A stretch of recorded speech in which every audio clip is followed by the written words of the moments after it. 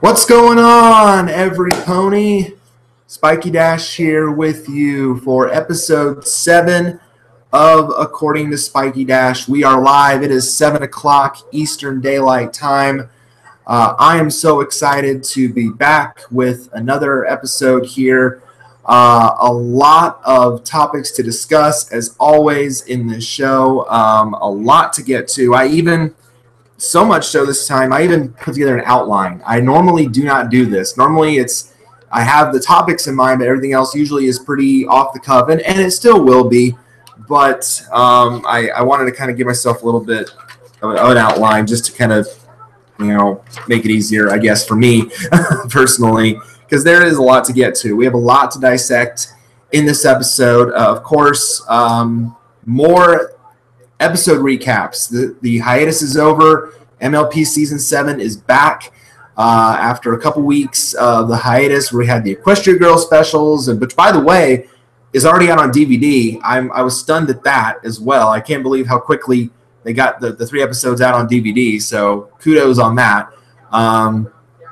But now we have episodes to talk about, so I'll be discussing the last 3 episodes of the show, episodes 12 through 14. A lot to dissect in those because a couple of those episodes either got a lot of hype in advance, where they were aired early, I think in Australia, or Saturday's episode, this last Saturday, which got a lot of discussion as well for some different reasons. So we'll be talking about those episodes as well. We'll talk a little bit about Equestria Girls as well, kind of an angry rant in a way from me, and a venting kind of way on that for a few reasons. We'll talk about baseball a little bit, talk about the Prospect League a little bit, the game I went to back in June that I mentioned on the last video. I'll talk about how that went with my friends, and then we'll talk about how the rest of the Jackrabbit season and the season played out. I will share with you my thoughts on the Emoji Movie. I did actually go to see it, and I know a lot of you guys on Twitter were telling me, oh, don't go see it, save your money, it is really bad. Sometimes curiosity just gets the best of you, and I wanted to see it for myself. So I did see it, and I want to share my thoughts with that with you guys as well. Plenty of NFL stories from this first week of the preseason, even some off-the-field news as well. We'll talk about that. And then we'll also end with one more big story that I want to really kind of maybe a little bit more rant about as well, that I've talked about for a long time, that needs to, I think, be put out there as well. And I've been about it on Twitter a lot. If you guys, again, if you don't follow me on Twitter, I usually will tweet, anytime I see a story out there, whether it's pony-related, whether it's, sports-related, anything, I will tweet it out. Again, I changed my Twitter handle if you guys didn't see that from a couple episodes ago. It's now at Chris_Spiky Dash. That's now my Twitter handle. So if you guys don't follow me there, please follow. I would love, again, to, I post anything there that I'm talking about on my mind that I don't share here on the show, which I usually do anyway. But I kind of go more in depth here on the videos because I like to do that way. But I do put out a lot of things there as well. So I never thought that, kind of off subject, but I never thought that I'd end up using Twitter in life more than Facebook. When I was in college, Facebook was the big thing, and I would use Facebook a lot. And then while I was in college, also like 2 years after I was a freshman in college, and then found out about Twitter, and then I started tweeting, and now it's like I tweet a lot more than I use Facebook. Hard to believe, but different topic, different thing, different strokes, different. Okay. So a lot to dissect, a lot to get to. So let's quickly dive right in, talking about the episode recaps, these 3 past episodes that are now out of the hiatus, episodes 12, 13, and 14. And really, if you think about it, episode 12 kind of gets lost in the shuffle because there was a lot of hype surrounding episode 13, and then there was, following episode 14, there was a lot of controversy surrounding that episode. Before I even get into my thoughts on the episodes, I first want to do some shout outs. I just subscribed to a couple. Sometimes I also go out beyond YouTube. I know I'm not the only one, and I know this for a fact, that does MLP episode reviews or blind reactions or what have you. And there are some great reviewers out there on YouTube that do blind reactions, blind commentaries, and I watch them. to get their insights and their perspectives as well. It not only helps me a little bit maybe to further understand the episode, things that maybe I didn't see when I watched the episodes personally myself before I threw my thoughts together. But I just really I wanted to find some really good reviewers out there. So I will post links to their channels in the description when the video gets posted, and I'll edit the bio description for the live stream. But I will post links to them because I think these three individuals are really, really good in the way that they break down the episodes. First is Apple Geek. He does an outstanding job. I love the way he presents. First when he watches the episode blind, when he does it that way, he gets those reactions when he's actually watching the episode, and then later after a rewatch gives a great commentary on it. I love the way he does that. He's done it with like everything, like all the episodes, the specials, videos out there that are on YouTube, anything. So he does a great job. I really am impressed by his work. Blank Slate's another. I'm really impressed by his commentaries when he watches the episodes as well. Not as detailed. He's not as detailed as Apple Geek is, but he does a very nice job of sharing his thoughts, and then after the episode airs as well, sharing his thoughts after. Same with Rarity Dash, another great commentator as well that presents his commentary in a very unique way. So those three, I subscribe to all your guys' channels, and I will be posting links. I want really the fandom to see how well you guys do your work, because I personally am very impressed with your guys' the way you guys do your commentary. So I will spread the word. I know you guys got a ton of subscribers already. I think Apple Geek's got like 12,000. Rarity Dash is like 33,000 subscribers. But hey, I'll do anything I can to help you guys further. So I will spread the word out there about the three of you. So well done. All right, so let's talk about the episode first. I kind of got lost in the shuffle of these three episodes, and that's episode 12 being Discord and Harmony. Now, when I read the synopsis for this one, I'm thinking to myself, okay, well, Discord. This is a Discord episode. We know that from the title. It's a Discord-centered episode. We don't get a whole lot of those, aside from what about Discord, or make new friends but keep Discord, or all those kind of episodes. Even Discords and Dragons. With that episode there, we get a few episodes, but there's not really a whole lot that are just strictly focused on either Discord or the relationship between Discord and Fluttershy, which is apparently continuing to grow and be strong, and we see that in this episode right from the start. And it was about time for the same way. Oh, and by the way, also again, if you have not seen these, and these have been out there on YouTube out there for a while, but if you have not seen these, spoilers, so mute if you need to accordingly. If you have not seen them, you do not want to be spoiled, now's the time. But yeah, it was about time for a Discord episode. Discord has been, we always want to see the reformed characters more. We want to see them more often, kind of like Sunset Shimmer being in the pony world, or more of Starlight or Trixie, or any of the characters that have been completely reformed. Come to think of it, speaking of reformed characters, we haven't seen more of Diamond Tiara. I mean, that's another thought in my mind. We haven't seen more of her for a long time. Ever since she got reformed, I don't think we've seen anything from Diamond Tiara. So that's certainly something to think about as well. We haven't seen anything from her character since then. So, but so it's him and Fluttershy having their usual tea party, pretty much the usual thing they have either every week or kind of thing. But then Discord is like, wow, I don't realize how much work you put into all of this. You have to, you can't be like me, just snap my finger and do magic. No, you've got to go through, actually plan everything, and that's very impressive. So Discord is then like, no, I don't want to be so much trouble, you doing all the work. Why don't I get a chance to do? Why don't you come to my realm, my chaotic, crazy, wild realm, and we'll have the tea party there. And of course, Fluttershy is, of course, very open to the idea and actually looks very much forward to it. But then Discord, gets, he has to, he starts maybe kind of overthinking, and I can relate to that. I overthink a lot of situations. That's the way kind of my mind thinks sometimes. I tend to overthink situations when something should be simplified, and I tend to overthink it. So that happens a lot in my life. So I can personally relate to Discord there. and he's trying to plan this perfect tea party for Fluttershy to make it exactly perfect. And I love when he even goes out to the different shops, you know, to the ponies there. And actually, this might have been, you know, I don't know if they were new characters, or I know we'd seen one maybe before, but the tea pony I think was new. But he's trying to add his own spice and flair, like, oh, this is just normal tea, how boring, or, you know, oh, it's just tea you drink, or it's just a normal teapot, how boring is that? He's trying to add his own flair to things. He's trying to, you know, because he is, you know, the Draconicus of Chaos. He is that creature, and he's trying to add his own spice and flair. But then, you know, his perspective is kind of changed when he goes to a third party, kind of the party store. And actually, I think it's as Applegeek pointed out, it's a callback from Flurry of Emotions. It's the party in Toy Story we saw Twilight and Flurry Heart at. And Discord is there, gathering up on all party supplies. He gets a pinata that sneezes candy. It's Discord, don't question it. You know, it's kind of like it's Pinkie Pie, don't question it. Well, Discord's kind of the same way.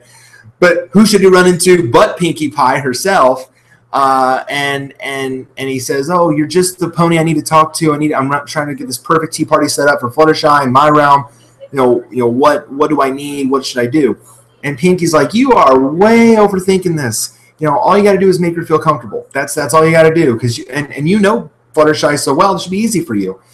And Discord's like, "You know what? You're right. You know, you're right, Pinkie. You're exactly right. I need to make her feel comfortable." Well, in the end, though, maybe Discord doesn't know Fluttershy as well as he thought, because he goes back to his home, and of course, with it being Discord and being chaos and hectic, his home is pretty much what you would expect. It's the same way. It's very much scattered and hectic, and you know, it's all craziness up everywhere. All the stuff is flying and floating around, and there's furniture on the ceiling, and there's a portal down below for some reason. We never really got an explanation as to what that was, by the way. We didn't know what that portal was or where it led to.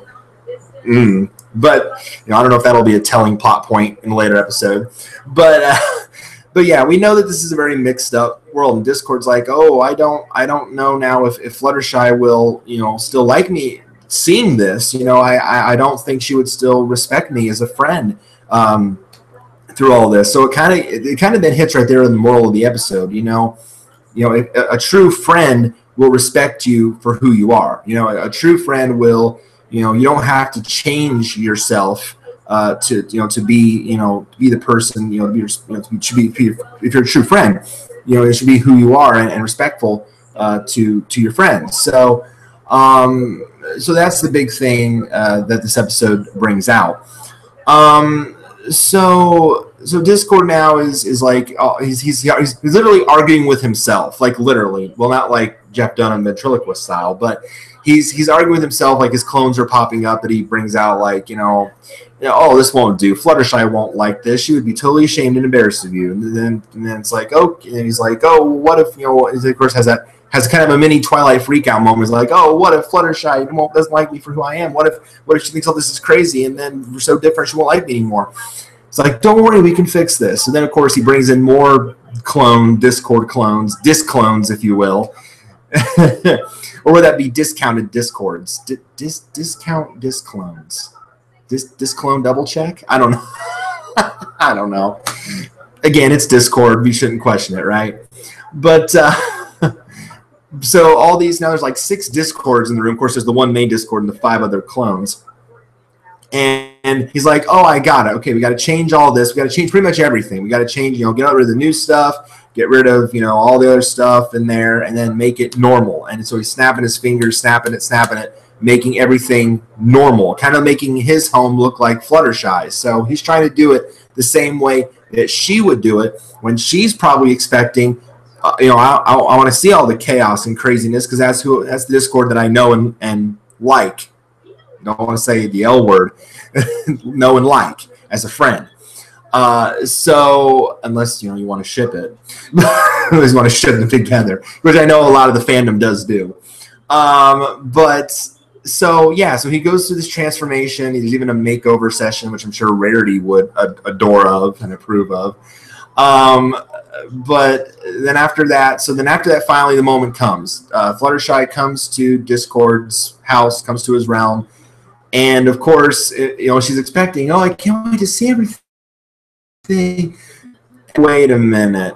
this isn't you. This isn't the Discord that I know. It's all lovely and normal. And it's like, wait a minute, this is not what I expected. So Discord is trying his hardest to impress Fluttershy being normal.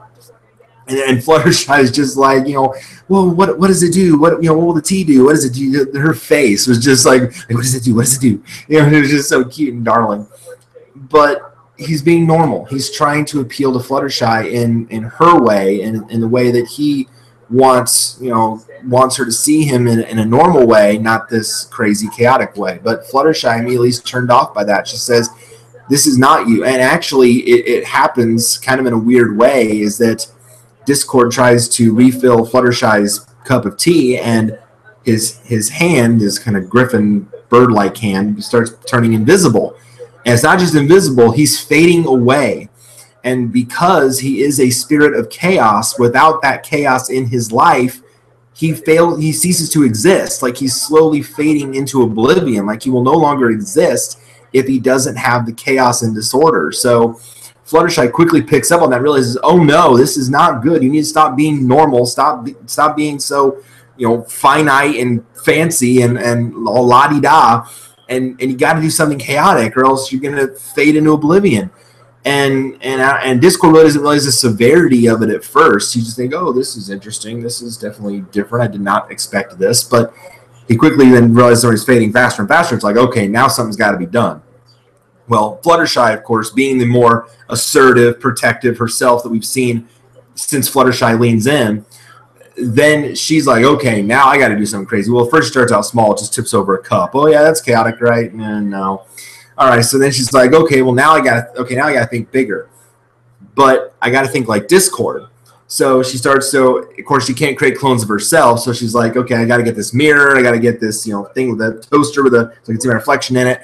Hi, all these Fluttershy. So she's literally talking to herself in a different way. And she starts coming up with these ideas, okay, I got to make stairs that lead to nowhere, and that helps. And then all these other things like, nail the furniture to the ceiling, so make it like it's chaotic again.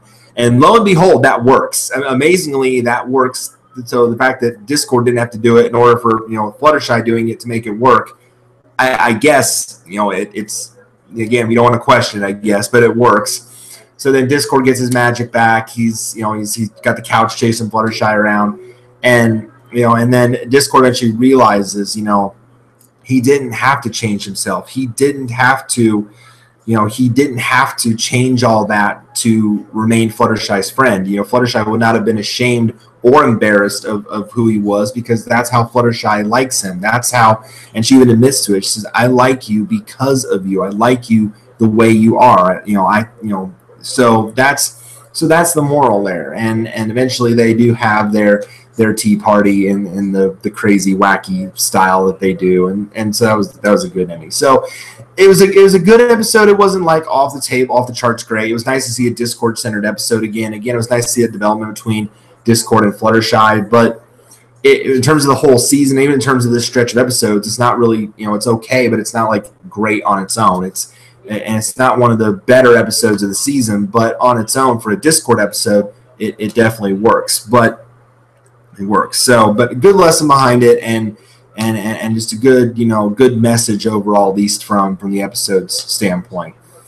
Now, the two that followed from the week before, and then from a couple days ago on Saturday, these two are the ones that got talked a lot about in the fandom for different reasons. Episode 13 was the one that got a lot of hype ever since it was early released in Australia.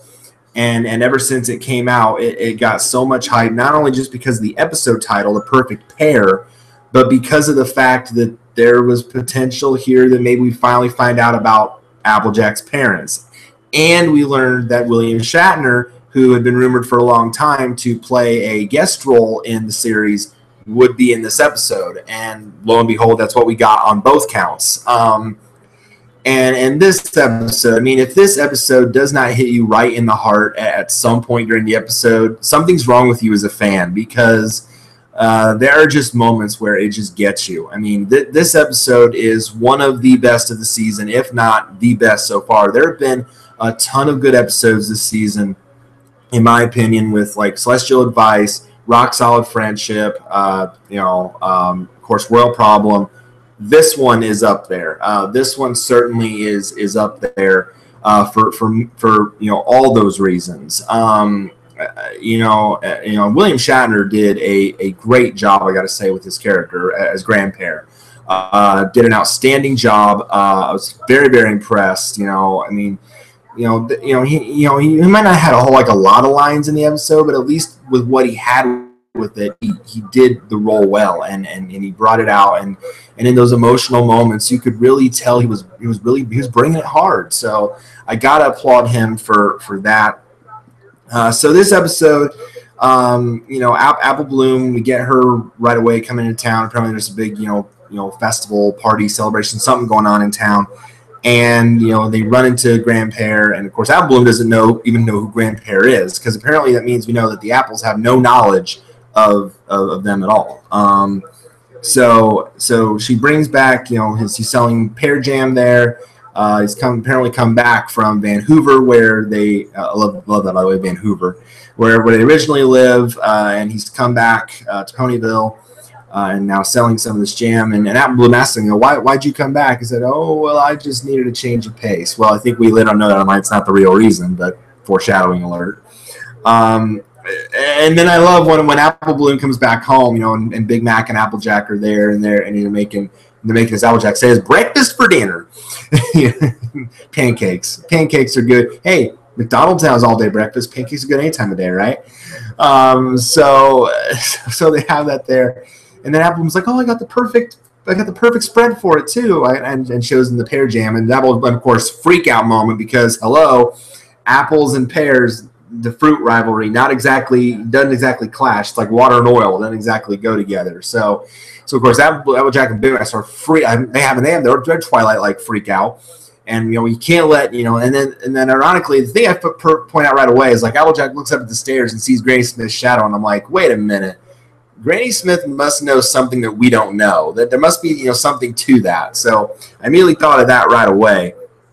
So they start trying to bury the pear jam in the floor and everything. And Apple Bloom's like, he was really nice. Why are you freaking out about some pear jam? What's all the freak out? And Applejack's like, well, because there's a feud. There's a feud between the apples and the pears. There always has been for a long time. And Apple Bloom, of course, then asks the $1 million question. Why? Why is there a feud?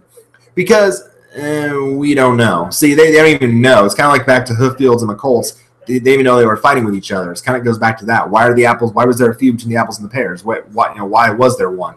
They didn't know why. So there's this feud going on, and they really don't know the reason why.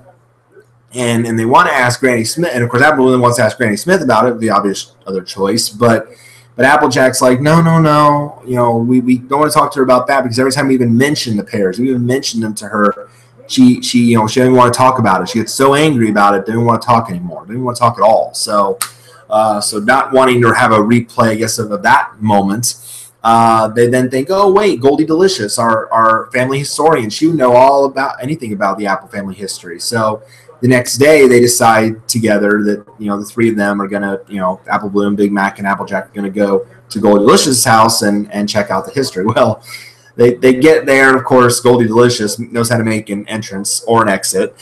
She barrels out all the books and all stuff. And of course, all the million cats that she has. Every time those cats fall out of her house, it's like, oh my gosh, how can you even live in that home? How do you even manage to move around in that house? I don't know how you do it, Goldie, but kudos to you. It's kind of like quarters in a way, but she comes out, and then she gives the greeting and everything, and then it's like, okay, well she did right to about the feud. She's like, of course she doesn't know they're there, so it's like, but then Apple says, well, I met Grandpere yesterday and he seemed really nice, and we just want to know, maybe there's a misunderstanding somewhere that happened along these lines. And so then Gold Delicious finds the book about the feud, and they dive into it, and sure enough, there wasn't just sweet. We get the backstory. We get this whole kind of history episode, which is really cool. We get this whole history lesson. And so it turned out that there wasn't always just Sweet Apple Acres. There was a pear farm, I guess, right next door, actually, not too far from them. and there was this kind of rivalry between the two when between Granny Smith and and the cool thing, we get to see Granny Smith as a young filly. I thought that was really cool. I don't remember. It might have been in a previous episode, but I don't remember ever seeing her as a young filly, and that was like really cool to actually see her, selling the apples as a young filly. So that was cool.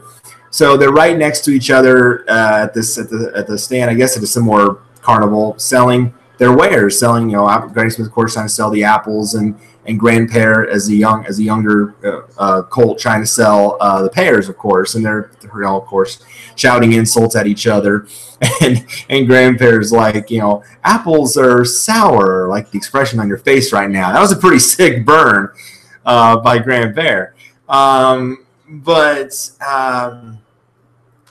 But so that's going on, and of course that leads to it. So, and then they're harvesting. They're both harvesting different techniques, different ways. Clearly, there's this tension. But then there's their young colts and fillies, the young Bright Macintosh and Pear Butter, and they really, and they're young. They don't understand why their families are feuding. They don't understand it all. They just, they're young. They just have, it's kind of like.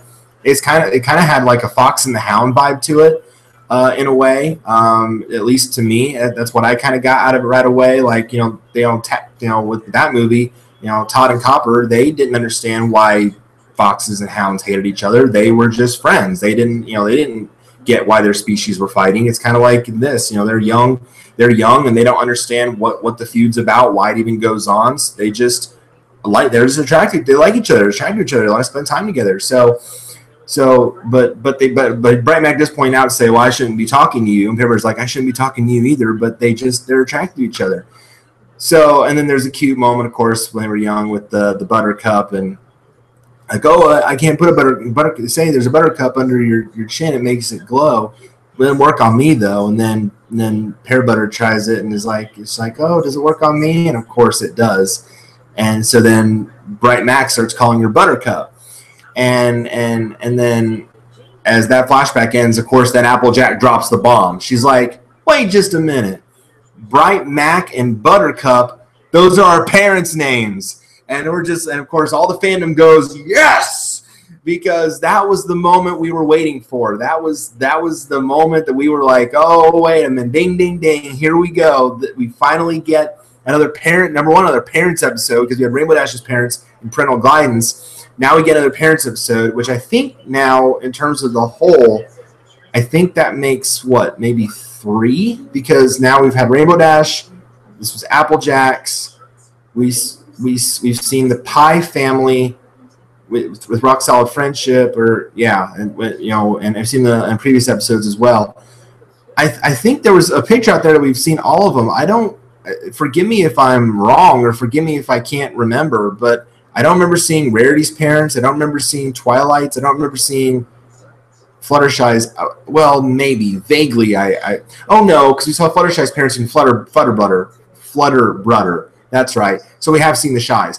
I don't remember those seeing Rarity or Twilight's parents. I may have to look back at the episodes and see for sure. But someone has said now we've seen all 6 of their parents, of the main 6's parents. I can't remember seeing Rarity's or Twilight's though. So. Forgive me if I forget that, but I know now I can at least remember 4 sets that we have seen. But but I can't recall ever seeing Rarities or Twilights. It might have been a few seasons back, but I can't recall it off the top of my head. But so I guess in a way this was another big moment in the fandom. So Bright Mac and Buttercup, or Pear Butter, I love these character designs. I really liked them. I thought they were very cool. I think the voice actors for them, whoever played them, did a great job as well. Of course, Felicia Day, we know, did Buttercup, Pear Butter's voice. I forget who did Bright Mac, but he did a really good job too. Great design. I think a lot of people fell in love with Buttercup right away because I've seen a lot of avatars on Twitter using her expression. So I think a lot of people fell in love with her. So really, if you think about it, then this feud really, because of this, shouldn't exist, because now the realization comes, Applejack and Big Mac realize they're half pair. They're half pair, and we thought it was crazy that Pinkie Pie was partially part apple, but now this is even crazier because of this feud that, this is just total mind blower that their mom was a pear. I mean, it's totally mind blowing. And so then it kind of goes through this whole history kind of spiel. They keep wanting to find out more and more about them, and then it leads to more ponies knowing about their history. And then after they meet with Gold Delicious, they go to Burnt Oak, who is a Sam Elliott-esque sales pony who sells firewood. And of course, the gag there is, I think you're definitely here to get firewood because you got more trees than anyone in Ponyville. And then, of course, it gets right to the chase. You want to know more about your dad.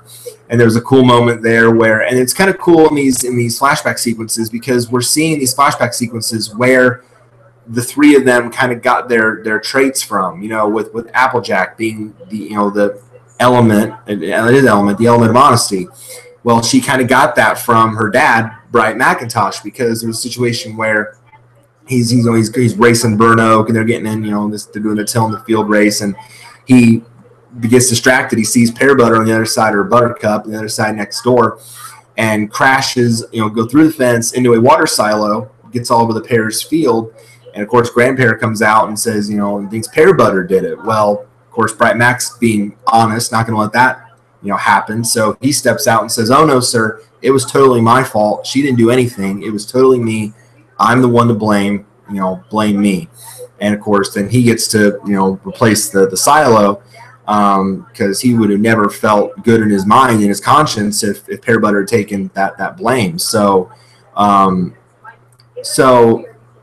clearly the honesty aspect going to Applejack. So that was a cool moment, and then there's a really poignant moment, and I think all the reviewers that I talked about as well mentioned this as well. This was a real cool moment too. Big Mac then, it's a little moment, but it hits really hard as they're going to talk next to Mrs. Cake, who apparently, we didn't know this, but knows a lot about their mom.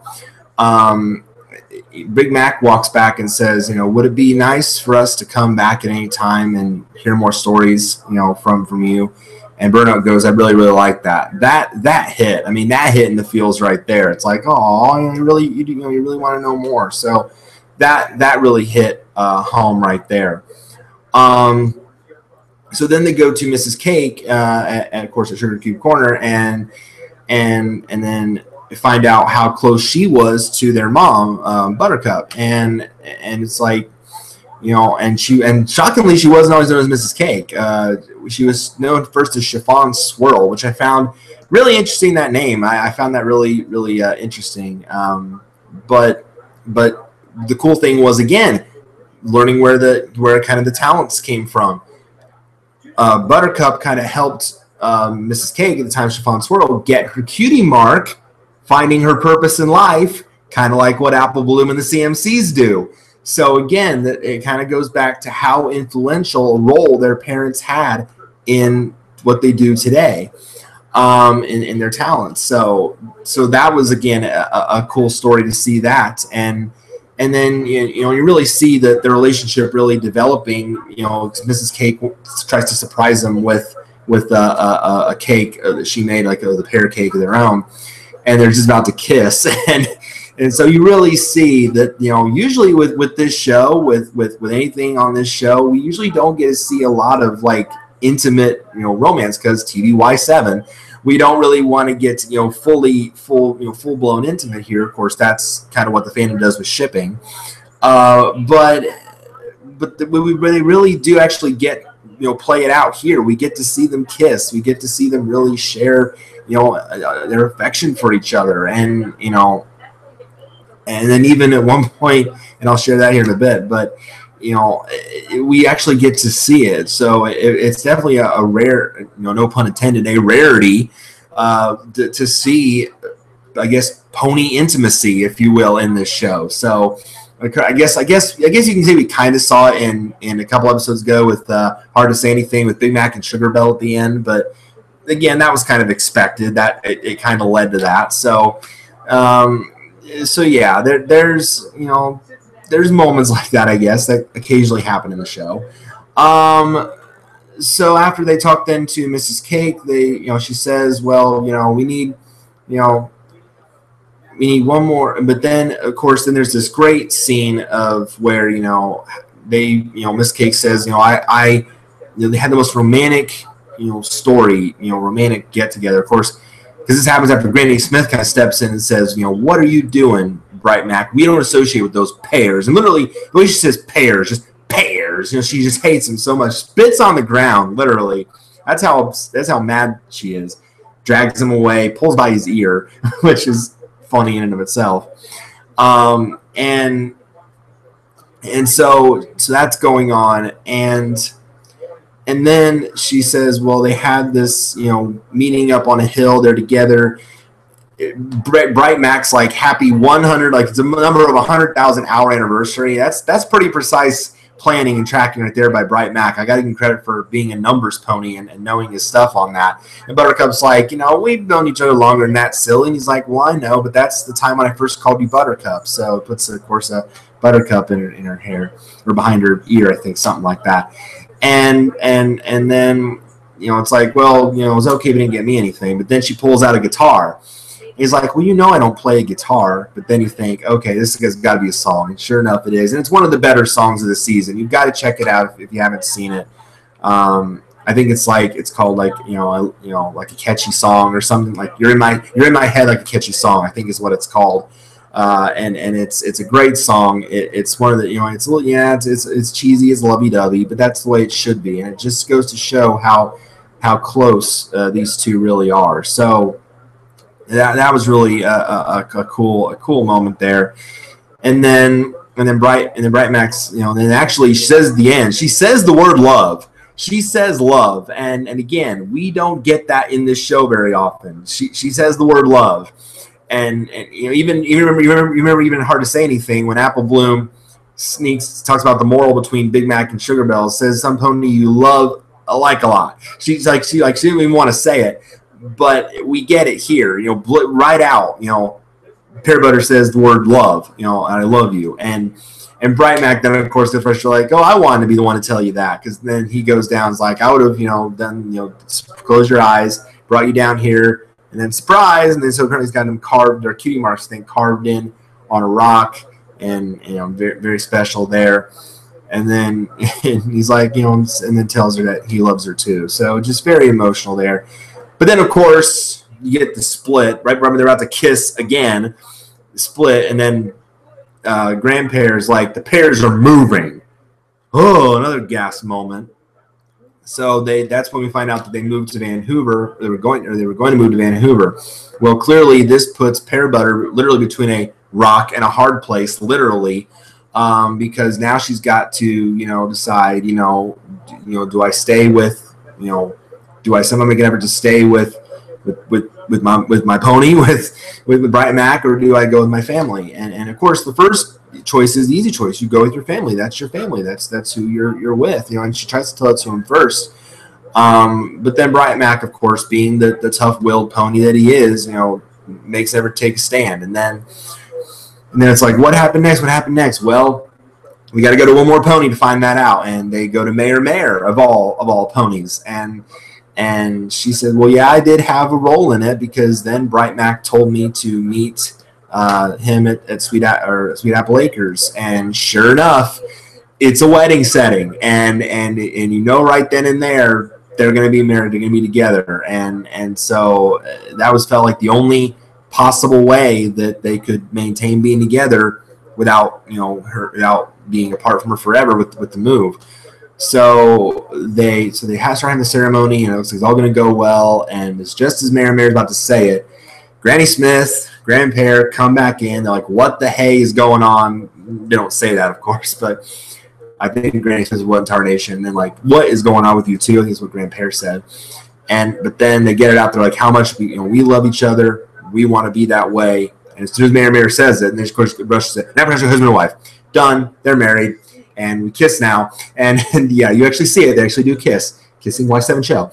And then it's like, they still want to drive them apart. And of course, Grandpa is more upset about it than Granny Smith. But Grandpa's like, we are moving and you need to come with me and stay with your family. But then, of course, she says, well, the apples are now my family now, too. So you can't pull that away from here. And he's like, are you really going to choose to be an apple instead of a pear? And she's like, and of course, she pulls the old, are you making me choose? And it's like, ooh, that gets you. That gets you right in the heart. That gets you right there. And he's like, yes, I am. And I'm just thinking at that moment, you jerk. You're being a real jerk here. And she's like, well, then, yeah, I'm going to be one. I'm going to stay here with the apples. And so, bye. If you want to move, go. And he does. He actually abandons her. He leaves her behind and leaves for Vancouver. And so he was that upset and that angry at the whole situation. He had no longer had control in that moment over his daughter. He no longer had control. And he would just leave. So very poignant moment there, and and it was just tough to see, and then it kind of takes a different role in that later on. But so then Applejack, Big Mac, and Apple Bloom decide, well, there's no better time to talk about all this than now. So they go back to Grand Pears. He's closing up for the day, and Apple Bloom's like, you didn't just come back just for a change of pace, did you? He's like, no. He's like, and Apple Bloom's like, you wanted to come back here to reconcile and get to know us better, didn't you? And he apologizes, and you get that emotional feel again. It's like, I was just so angry, so hurt, for all that. And Apple Bloom's like, that's the past. It's kind of like the Starlight Glimmer thing. The past is in the past. Forget about it. We want to get to know you, who you are now, and we want to experience things. We don't want to miss life with you now that you're here. We want to experience things now with you now that you're here and back with our family. So they forgive him. They bring him back to Sweet Apple Acres, and then Granny Smith's there. It's like, I haven't seen y'all all day. What have you been doing? What's going on? And Applejack's like, well, we've been finding out about our parents. It's like, oh, you have? And our grandfather. And, of course, he walks in, and the reaction from Granny Smith is priceless. She's like, oh, you're back, huh? I mean, it was a priceless reaction. It was one of our best reactions of the season. I loved it. And so, and it's like, I came back. I never should have left. I feel so bad for, letting this silly feud keep away from my family all this time. And then Granny Smith apologizes. It's like, I should have told him sooner. I should have, told him the truth. But what matters is we're all together now. And you would think at this point, and especially with the ending scene at the end, this would have to imply, this is a nice happy ending in the end, but it kind of left more questions and answers, because the end scene then really, to me, left, a big question, because Apple Bloom then makes the comment, we need to show you something. Mom and Dad left us something to remember them by, which implies that they're gone, like they're dead, of course Hasbro will come out and say it because Y7 show, but that kind of implies that they're gone, and they show when they made their vows, they buried these two seeds in the ground together, and then eventually blossomed into this heart-shaped apple and pear tree, which was very, very cool, by the way. And the emotion and the songs playing in the background, you feel that emotional tug. And Granny Smith's like, "Oh, it's beautiful," and then Grandpa's like, "It's impossible." Well, love can make a lot of things that seem impossible very possible. So it just kind of leaves this impression that that clearly something happened to them. We may never know what that something was. We never know, and we might not want to know what that something was that happened to Bright Mac and Buttercup. We might not ever know, but I guess this episode was important in the fact that we got to learn about them. We got to experience what role they played in shaping the lives of the family that's there now. That again, that Applejack's honesty getting from Bright Mac, the Apple Bloom's ability to help other ponies find their purpose from her mom. Even Big Mac's E-Up, that was said by her mother, or by his mother, Pear Butter, right with that moment, with the rock sequence. He goes, too bad it didn't work out. She goes, E-Up. And so we know where he got that from. So tiny little things. It shows how much parents have an impact on their children. You know, even after they're gone, and we don't know how long they've been gone for, but clearly they've been gone for a while to finally get to this point that we finally know about them. It just goes to show how much they play a role in the lives of their children. So just a very cool episode, you know, and maybe, and some of the other reviewers mentioned this as well. Maybe it's for the best. Maybe, you know, that we at least got to know their backstory, but the fact that they're no longer around, you know, maybe that was for the best. It's kind of like the mystery of Scootaloo's parents. We don't really know about them yet, you know, and maybe it's better if we don't know, you know, but at least with some of them, we know their stories. We know, you know, their character. We have a little bit of development on them a little bit. And who they are, and at least with this, we got that at Applejack's parents. Even though we can't, you know, we won't be seeing them really anymore. Unlikely that we will. You know, assuming that is what happened to them, that something happened to them, that they are no longer around. But it's nice that at least we got a glimpse into that. It's nice that we actually got to see that their story play out and really see how it shaped the Apple and pretty much the Pear family down the road. So definitely one of the best episodes of the season thus far, maybe one of the best episodes in show history. It's definitely up there. It hits you. I mean, it hits you in a lot of different ways. It hits you emotionally, you know, mentally. I mean, just leaves a lot of impressions behind. So very, very mixed, like apples and pears, I guess. But it was just nice to finally see that come out. And then finally, the episode from a couple days ago, Fame and Misfortune. This one generated a lot of controversy and debate on Twitter the moment that it aired. And this one actually was brand new. Like it hadn't been leaked, it hadn't been released early anywhere. It hadn't been leaked. It hadn't been, you know, put out anywhere else. This was actually brand new everywhere. So, and it definitely stirred a lot of debate and discussion because of the fact that of the kind of the topic it addressed. And that basically being that sometimes when you don't understand the gist of something, when you are like overly critical and overly criticizing things and not getting the main message of something, it can kind of take a turn for the worst. It can kind of make you look like, you know, these people, you know, and some think it was a shot at the fandom, and maybe it is. And M.A. Larson, this episode is his first episode back in like 2 years. And a lot of people I think are giving him some flack for this as well, because they think it might be a shot at the fandom. But, you know, there are some fans that truly get the meaning of the show, and there are others that want to come back to the overthinking concept in Discord and Harmony, kind of overthinking, overanalyzing, you know, characters and angles and story arcs and everything. And it's like, get the main message. At least pick out the main message. Yeah, you can like those things and you can analyze, and that's fine to break down. That's fine, but don't twist it in such a mean, negative, hypocritical way that you miss the real meaning there, the real gist of what's going on. And that was kind of the thing with this episode. It starts out, you know, Twilight is going through town, and she encounters these two fillies with a friendship problem, and they claim to be ex-friends, and they're hurling dairy at each other. You know, it's a thing, I guess. You know, if they can't resolve with words, let's just hurl food at each other.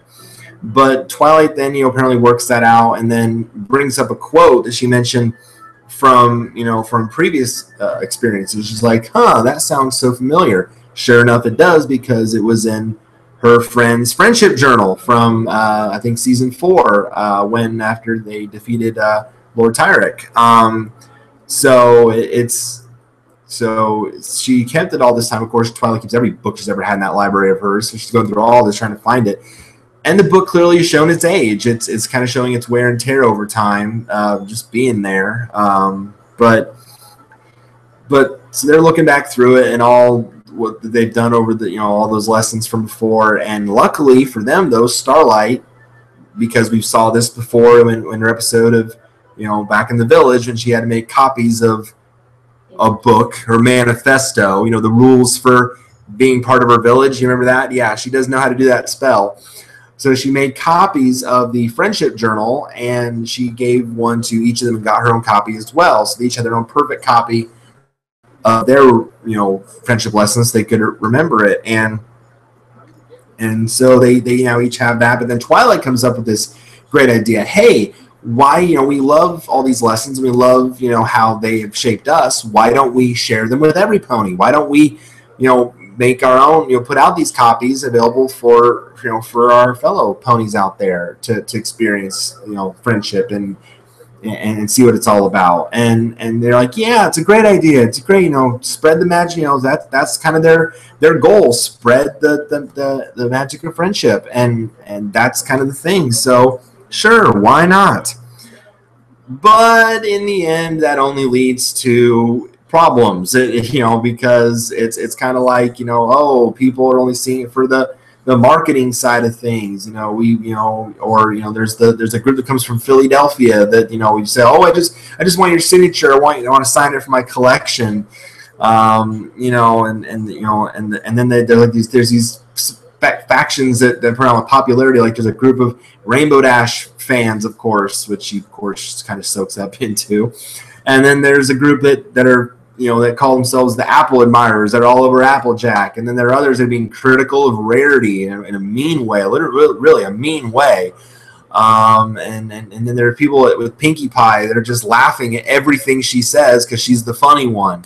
And then there's people that are being critical of Fluttershy and making Fluttershy scared to death at her door because, in fact, she keeps learning the same things over and over and over again and really doesn't get any more assertive, although she has.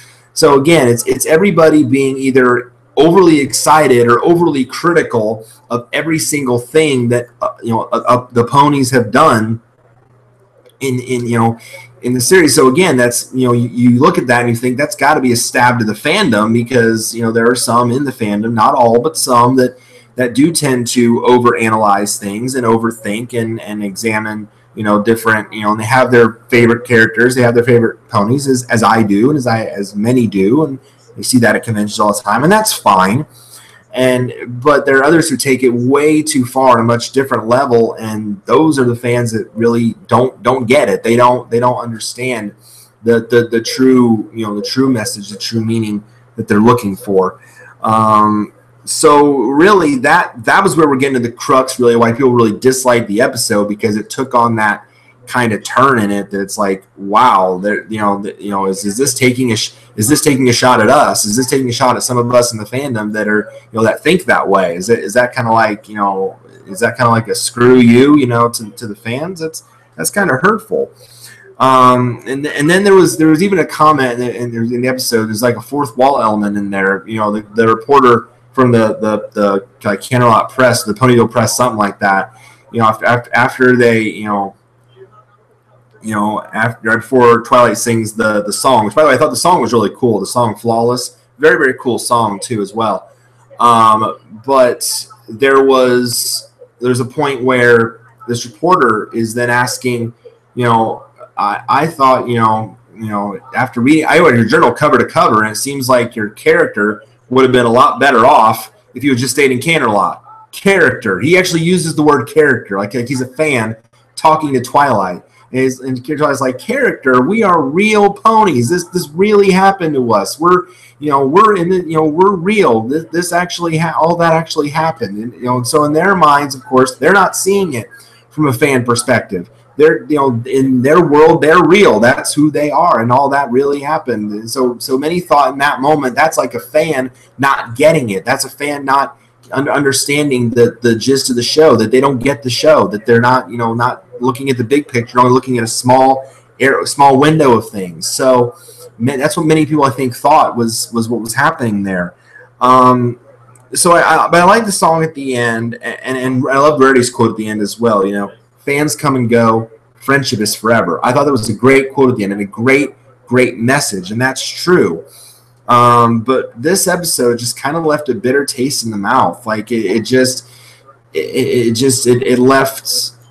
left you like wondering, like, is that really how the show sees some of the fans? Is that like, that they think some of the fans are just so overtly critical and narrow-minded and narrow-sighted that that they speak for the majority of the fandom? I hope that's not the way they see it. I really hope that's not the way that them or M.A. Larson perceives us, because I don't think the majority of the fans are that way. At least not the ones that I've seen, the ones that I've met at any city. I don't think they're that way. I don't think the ones that I've seen on Twitter think that way. I think most of the fandom, does see the bigger picture more than just the narrow-minded things. I mean, certainly the narrow-minded things are good topics for debate and discussion, and that's fine in and of itself. But it's not the main thing we think about. It's not the main reason why we like the show. It's not the main reason to get excited about the show. It's not, that's not the main, those aren't the main things. Those are all well and good to discuss and debate, on the side, but it's not the main reason why we should be fans of the show, to be, in those critical things and over emphasizing maybe some characters or their, story arcs or whatever. Those are nice on the side things, but that shouldn't be the main reason why we love the show. So if it was a stab, then it hurts, because I don't think that's the way most of the fandom feels. It's certainly not how I feel. I appreciate the show for everything that it teaches, every lesson that it teaches, every moral that it puts out there. Every episode to me has something to teach. Every episode is something special to share. While it may not be, a favorite episode of mine, and while it may not be one of the best, the season, my criticisms and my thoughts on each of the episodes, each one on its own, shares a message. And I'm hoping the message of this one, to me, it seems like, don't overanalyze things, see the bigger picture, why you're a fan. Don't be so narrow-minded. I guess that's the message that the episode's trying to put out. But it's like, if their message is, hey, that's what we think about the fandom, it's kind of the wrong idea. It's kind of the bitter taste. So I hope that's not what they were going for. I hope that's not the way that they see it, that they perceive the fans, because I think the majority, at least the ones that I've met personally, don't feel that way. I mean, again, there are times for debate and for discussion on things like that, on certain characters, certain story arcs, certain angles. That's fine. That's what I sometimes use this platform for as well. But for the vast majority, we should be looking at the major reasons why we like the show and why we like, why we embrace the show as fans. So yeah, it just kind of leaves that bitter taste, but hopefully. I like the song at the end. The song kind of is the message that, hey, we have our flaws. We're not perfect. No one, we're not expected to be perfect in anybody's mind. We don't expect ourselves to be perfect. Why should you expect it from us? We're not supposed to be, we're not wanting to be perfect in any way, but our flaws made us who we are. Our flaws make us stronger. We learn from our mistakes, and that's why we're together and so close. So, big lesson there to learn there. Big thing to learn in general, and big things from all these episodes. All these had their own quirks in their own way, all three of these. But I would say, obviously, Perfect Pair is one of the best of the season. Fame and Misfortune, good message, but leaves a bitter taste in the mouth. And Discord and Harmony, good on its own, just not like one of the best of the season. So yeah, that's my thoughts on those. Hopefully there's a lot still, good more episodes this season to come. We're now pretty much less than 2 months away from the movie, so we're hopefully there'll be some more good episodes for the movie. I know next week's episode I'm really looking forward to, because that's the one that's triple threat. That's the one with Spike and Thorax and Ember, two of my favorite other, Spike, of course, you guys know, one of my favorite characters, but also, I like Thorax. I like Ember. I think they're both great, not only great leader characters, but also just great characters on their own. So it'll be interesting to see how they all come together in this episode that's coming Saturday. So I'm really looking forward to that. All right. I know I spent a long time, nearly an hour, rambling on those episodes just alone. My goodness, but so I'll try to make the rest of this quick as possible, but without at least sharing my thoughts. I didn't think that would take up an hour, but it did. All right, Equestria Girls. I was kind of a little bit disappointed because they were talking about airing these. They did the 3 half-hour kind of mini specials, kind of that kind of thing. They were going to do these summer shorts. They didn't really get a whole lot of hype, at least not on Discovery Family. It just kind of popped. I didn't know they were going to happen until they popped up on my YouTube, my Facebook feed, on Discovery Family's feed. Like, oh, by the way, tonight, summer shorts. And I'm like, what? We didn't even know about this. Nobody knew about it. So I couldn't watch them because I was working the night they were going to air. But they're not, at least on Dish Network, they're not listed as separate episodes in the guide. They're not listed as separate entities, so you can't record them. So there was no way for me to record in my DVR and do it that way because they weren't listed. So that was kind of a bummer. I at least wanted to check them out because I really liked the half-hour specials. I thought they did a great job with all of those. I really didn't have a lot of qualms on any of them. Well, I said how much Dance Magic I didn't really like as much as Movie Magic or Mirror Magic, but that's beside the point. They all, again, they all, did a nice job with each of them. But there was really no way to view them. So if possible, I may have to maybe find them on YouTube. I don't know if anyone of those 3 reactors that I mentioned did any commentary on them. I'll have to look and check that out. But if I can find them on YouTube, if possible at all, I'd really like to watch them and see. Maybe they'll release those on DVD as well, like what they just did. And again, I gave kudos for that quick fact that they got those 3 specials out on DVD so quickly. Maybe they'll put these shorts out on a DVD release as well. It might not be possible because they're just so short snippets, but it would be nice to see them continue that because really, when you think of Equestria Girls, I think pretty much everything they've done has gone to DVD in some way. All 4 of the movies are on DVD, and now the 30-minute shorts are on DVD. So anything they've done with Equestria Girls has usually gone right to DVD. So hopefully with these shorts, they'll end up on DVD as well.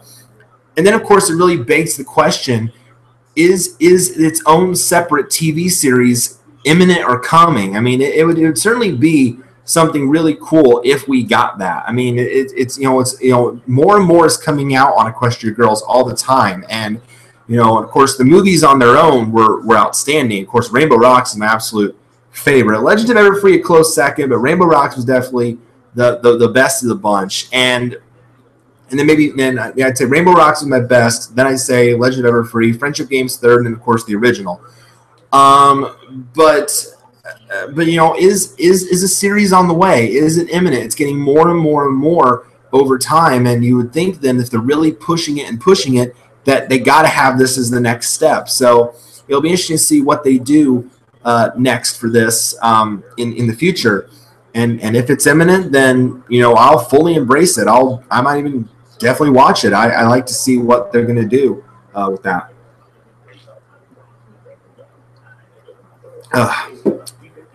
So I'll be interested to see, and if I find those on YouTube, and if I by chance find them, I might then share my thoughts on those in a future episode. So stay tuned for that. Keep that in mind. Baseball, real quick. As I mentioned in my last video, for my birthday, my 31st birthday this year, I did get 5 tickets to the Kokomo Jackrabbits baseball game back on June 29th. I know it was a long time ago. I can't believe it's already August, and that August is almost halfway over. This year is flying by so quickly. It really is. July 29th, wrong date, July 29th. I seriously put June on here. Holy crap. It wasn't that long ago. Oh, what tarnation. Just like me to make a mistake on my outline, on my script. I always find one blooper somewhere. I even did a blooper off camera. No joke. I was watching the pear butter or the perfect pear episode, and I think at one point, I don't even know why I said it. I said Apple Dash. I don't even know where it came from, why I said, I don't know what I was referring to. But I said, that's an Apple Dash thing. And I'm like, Apple Dash, where did that come from? Do I really want to ship those two together? Don't do that. Scary thought. But no, July 29th, we went to the Jackrabbits game in Kokomo. They did end up losing that night. They had one bad inning. Nate also talked about it on his last video as well. Again, my friend Nate Henninger, subscribe to his channel. He talked about it as well. One bad inning resulted in this 10-2 loss. But as we always do, the five of us, we all had a great time. We all had a great time. It was first baseball game for Erica. I believe it might have been either the first or maybe second or so for Sarah, because she went to a lot of games in Danville too, so she might have. It was her first Jackrabbit game for sure. I know it was Matt's first.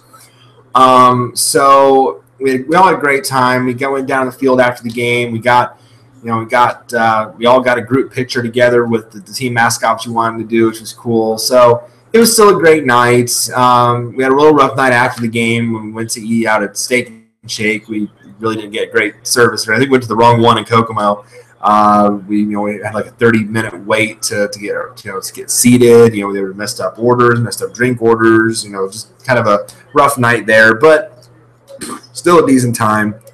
The Jackrabbits this season did not have a really great year. 27-33. That's their worst record of all time in their 3 years they've been in existence. The first year they were just right below 500, but missed the playoffs by one game. The second year they were right at 30-30, and they made the playoffs, but then got swept by West Virginia in the East Final. And then this year was just too inconsistent. First half of the year had great pitching, but then no offense. Second half, we had the offense going strong, but then we lost a lot of our good pitchers, and that really killed us down the stretch. So more consistency really is needed across the board when it comes to our pitching and our hitting if we want to be successful in the Prospect League. But I will say congratulations to one of our nearby friends here and nearby teams and in-state. Even though they're an in-state rival, they are owned by the same guy. To the Lafayette Aviators. Congrats to you guys on winning your first ever Prospect League title in very impressive fashion, beating Butler in a great series, 2-1. First team ever to win a series in the Prospect League, but after losing the first game. So Butler blew them away the first game like 14-1, and then the next two nights Lafayette won like 11-8 and 12-0. So big bounce back for Lafayette to win that. So congrats to you guys. I even said on Twitter I would have been absolutely surprised and shocked if Lafayette did not win the Prospect League title, because they had been the most consistent team to me all season long. Their offense was outstanding. Their pitching was outstanding across the board. They had players that could put up runs, home runs, scoring opportunities, and then their fielding was impressive. So very impressed by Lafayette this season. Congrats to you guys. Great job. And now they are the fifth different team to win at least one Prospect League title. West Virginia has 3 titles. Quincy has 3. And then Chillicothe, Terre Haute, and now Lafayette all have 1. So congrats to you guys on a great season. Obviously can't wait for next summer. For more exciting baseball, and hopefully Kokomo gets better. Don't know what the team's going to look like. Kokomo lost a lot of players this year throughout the course of the year, a lot of different players on the roster. So it could be a completely different bunch of new guys again next year. I don't know if the manager's going to stay there. We'll see what happens, because Kokomo's gone through a different manager every single year. So we'll see what happens there, but hopefully an improved team next year. All right, this next one. Let's talk about the Emoji Movie.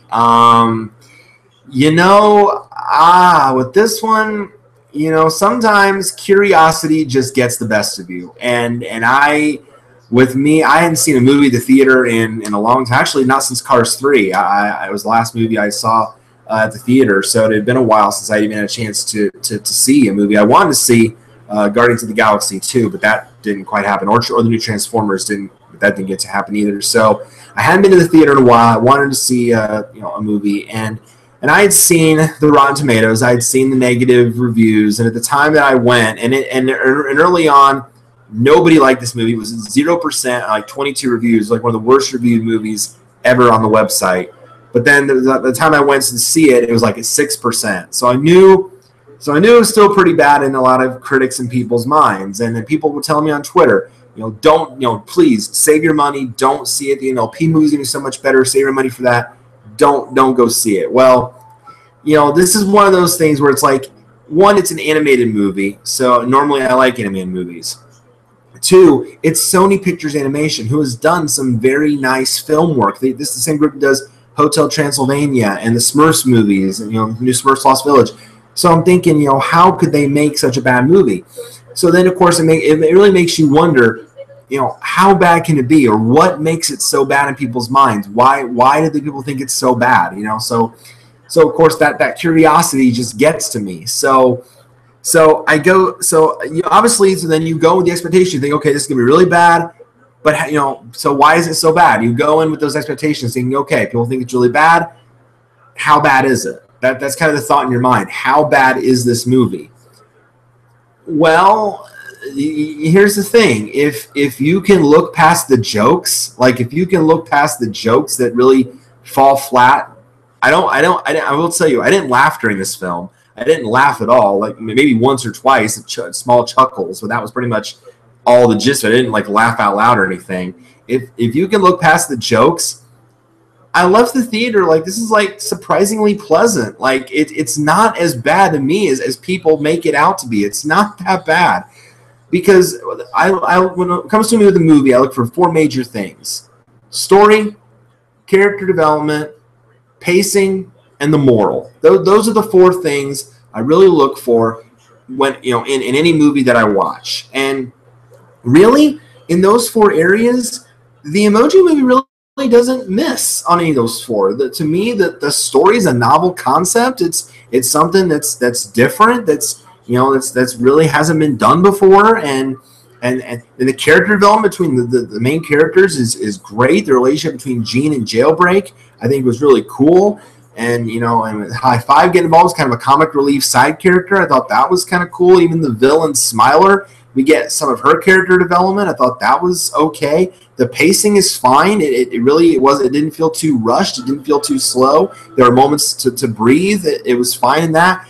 And the moral is pretty straightforward. The moral is it's okay to be who you are. It's okay to be yourself.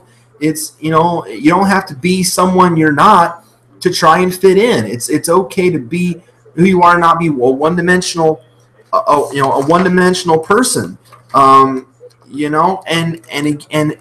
the big thing with me, that I can relate to on a personal level in this movie is Gene, the main character, the meh emoji that can actually show more than just one emotion.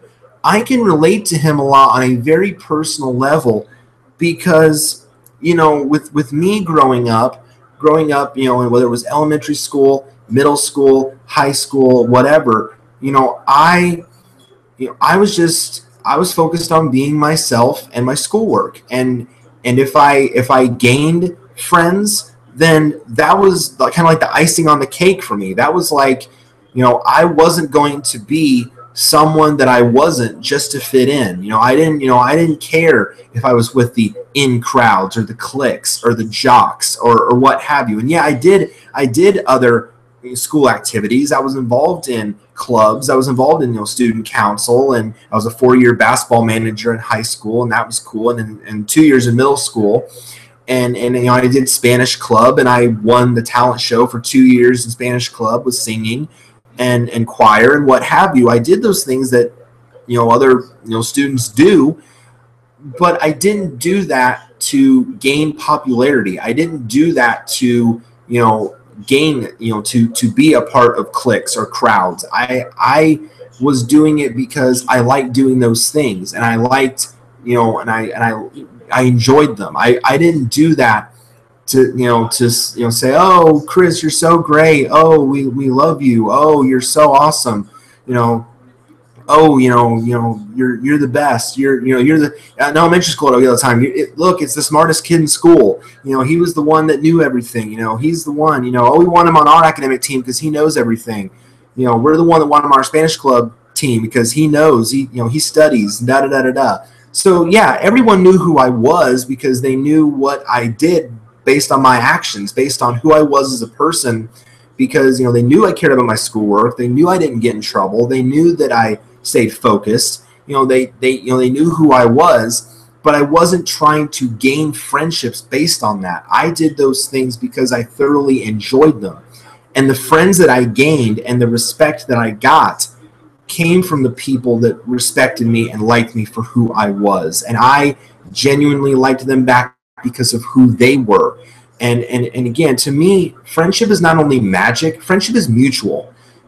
You have to have a kind of a two-way communication. Communication is always critical to anything in life, but communication is also critical in friendship, because you've got to be able to easily convey your thoughts, your feelings, your emotions, on anything. You need to be willing to talk to a friend about anything. You can't be a closed person with an open friendship.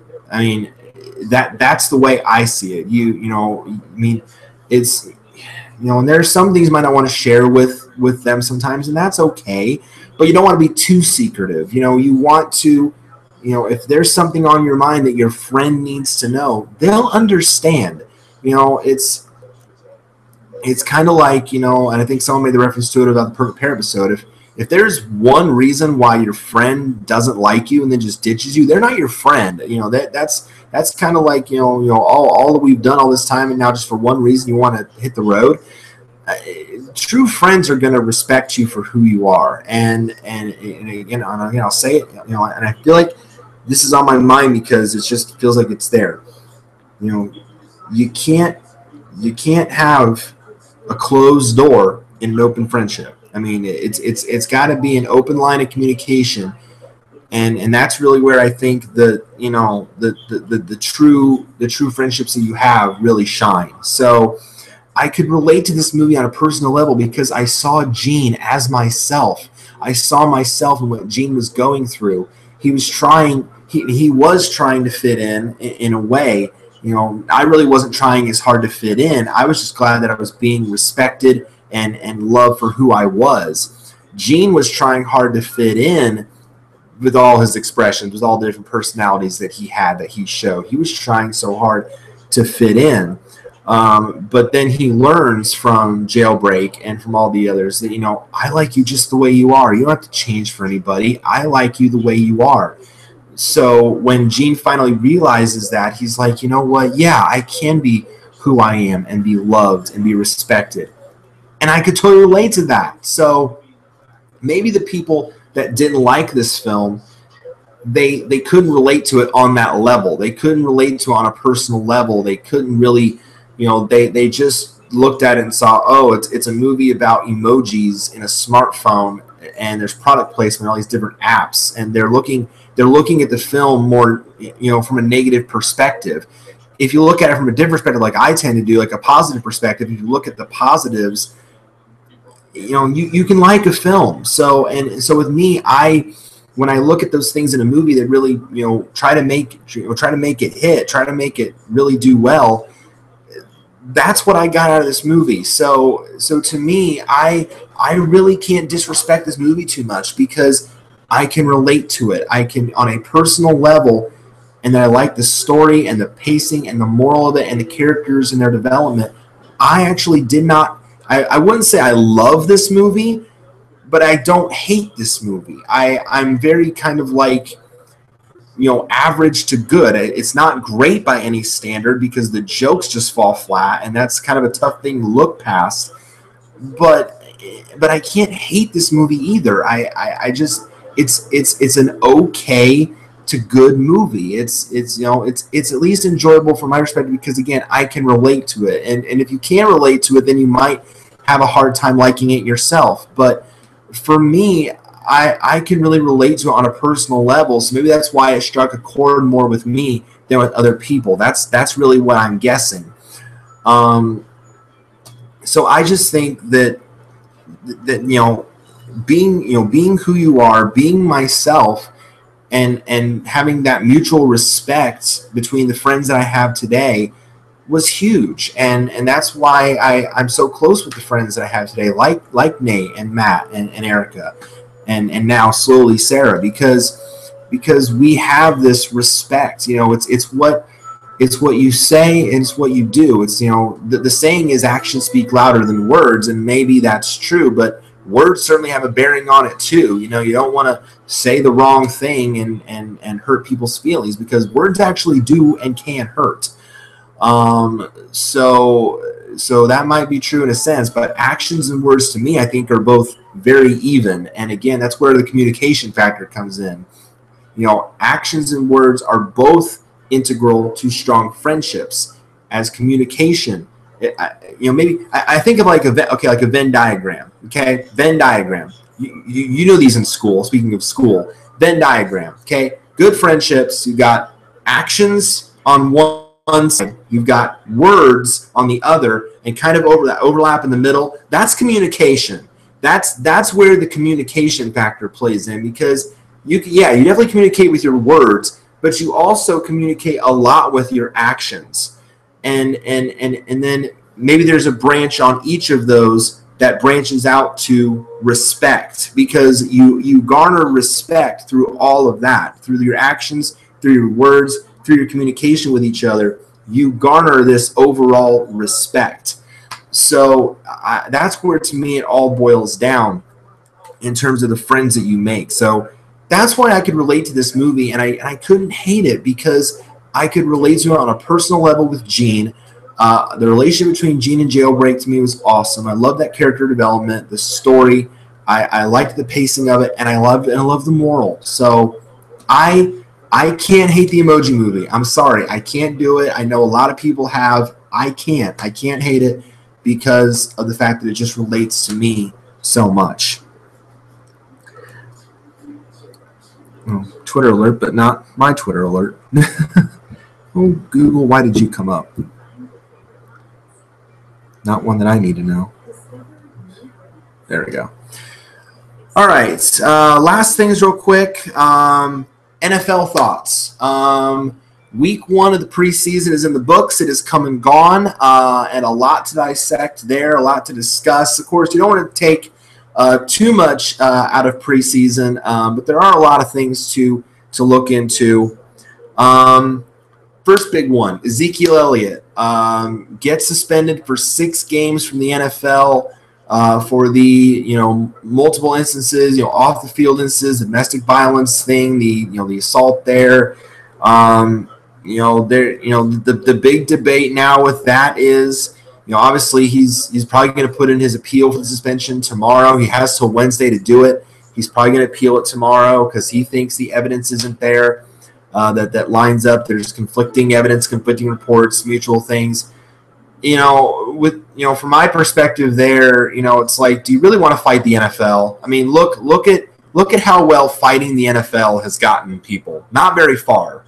Tom Brady tried to fight the NFL for years and years and years on a 4-game suspension, and finally just said, you know what, I'm done fighting. I'll take my suspension like a man. And he took his 4 games and was done.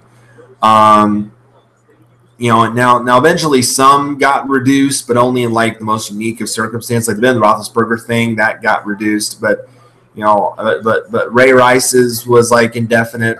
Adrian Peterson's was indefinite. Like you just, when the evidence is so stacked against you, there's really not, I think, a legitimate, strong way to fight the NFL. I mean, clearly the NFL is starting to crack down harder on these instances of violence or anything that makes the league look bad. With the personal conduct policy, the player conduct policy, anything like that makes the league look bad, the NFL is cracking down hard on. And clearly they've seen this pattern of misbehavior from Ezekiel Elliott, and that's why I think they came down so hard on him. So it'll be interesting to see how this all plays out. Now, if he does get his appeal put in tomorrow, then obviously he will be able to play during the appeal process. So this might, again, drag out for a while like Deflategate did, but we shall see what happens. But do I feel like 6 games is a lot? Considering the evidence that's out there, I would say no, because there's been a lot of things that Elliott has supposedly been involved in. But the thing of it is also some of those things we don't have all the clear answers to. Like, again, there's conflicting information and evidence in that section, in that domestic assault or domestic violence case. The incident at the bar where the guy broke his nose, they eventually dismissed that because there were no credible, I think, witness statements, or no one ever came forward. The thing where he pulled the girl's top up on St. Patrick's Day, there are these instances, but is that enough to warrant a 6-game suspension? That's the big pressing debate question here. If anything, I think he gets the suspension reduced, but I don't think the suspension will go away entirely. I think he will definitely miss a few games at the least. I don't think he'll end up missing all 6, but I think he'll at least get it reduced to maybe, I would say maybe 4 or 3. I'd say no less than 3. I think at least he's going to get 3 games, 4 at the most, because, again, there's still enough evidence out there to say that, yes, these instances do violate the conduct policy and make you look bad, because NFL players are held to such a higher standard, as they should. But I don't think this, with all the conflicting evidence and reports out there, I don't think that alone on its own warrants 6 games. And if you do remember in all this, Zeke Elliott was never charged with anything. He was never charged with any crime. He was not charged with anything. So we got to keep that in mind when we consider the length of the suspension. So for not being charged with anything and getting 6 games, to me, that seems a lot. So, but again, with all that has happened, this pattern of misbehavior, I think you have to at least do something. So with that being said, I don't think he's going to get suspended for all 6 games, but I think he'll have it at least reduced to maybe reduce that in half to 3 games at the least. I think that maybe seems a little bit more reasonable to have. And Zeke came out, even said, I apologize for this being a distraction to my team, to the fans, to the Cowboys, the NFL, everybody. I apologize for that, and I admit I'm not perfect, but I hope to fight this hard and then be a better person as a result of it. And I hope that's true. I hope he does become a better person, because he's one of the better players in the league. We know this. He had a great rookie year. He led, for gosh sakes, he led the league in rushing as a rookie, and that doesn't happen very often. So I hope for all the best for Zeke Elliott. I hope that he turns things around and doesn't continue this pattern of unbehavior. It's not Johnny Manziel territory, because clearly he had an alcohol issue, and that just led to the issues he had in his life. And I don't think Zeke's gone that far yet. But clearly there are some things that that he puts himself in these negative lights that he shouldn't be involved in, and I think he needs to get on a better path in that to rectify those things. So I'm hoping for the best for him. I that's all I can hope for, is I hope for the best for him, and I hope that he, if he does fight the charges, then the suspension, then I hope it goes his way, and at least he gets it reduced, because I don't think, in all honesty, I don't think all that happened fits a 6-game punishment. I think it's a little bit too high. Certainly the pattern is there to create some kind of suspension, but I think 6 games is just a little bit too much. So the other big story, the Bills, major NFL trades. The Buffalo Bills trading away their top weapon, basically Tyrod Taylor's only top weapon, Sammy Watkins, trading him away to the LA Rams. And of course, somewhere, I should even tweet this out, Jared Goff is screaming, "Oh my gosh, I have a real receiver now," because he had a core of pretty much nobodies in Los Angeles to throw to. So that's that. So, and as long as Sammy Watkins stays healthy, now that's a big addition for the LA Rams. So they're clearly a big winner in this trade here. And so I think they got a draft pick out of that for that move. I think they got EJ Gaines, a cornerback. And then the Eagles also in a separate deal got involved, and they sent their top receiver, Jordan Matthews, to the Bills. And they get Ronald Darby, the cornerback, instead, which is a great move for the Eagles from the Eagles' perspective, at least to get a good cornerback. But now you lessen Carson Wentz's already thin receiving core even more by giving away your top option. Now your motley crew is going to be Alshon Jeffrey, who's always injured, Torrey Smith, who sucks, and Nelson Aguilar, who's been a colossal bust in all his years in the league. You're not giving Carson Wentz anything to succeed. The Eagles, unless they can rely on LeGarrette Blount in the run game, the Eagles are going to absolutely suck this year. And there are people and I have to call out from CBS, Adam Shine from Time to Shine. Oh my gosh, you think the Eagles are going to win the NFC East? That's a joke. That's an absolute joke because the Giants are still talented up and down the board on both ends. The Cowboys might regress a little bit, but they're not going to suck or anything. And Washington still got Kirk Cousins and a great receiving core. They're really not going to contend in the slightest. I mean, because you're giving Carson Wentz nothing but like a motley crew of an injury-prone player, a player that outside of being in Baltimore has not done anything significant in his career, and a receiver that has been a 2-3 year bust. I mean, this is not going to work out at all. So this was, I think, a horrible trade from an Eagles perspective. You're up in your cornerbacks, and that's great, but you're not giving your offense any tool to succeed.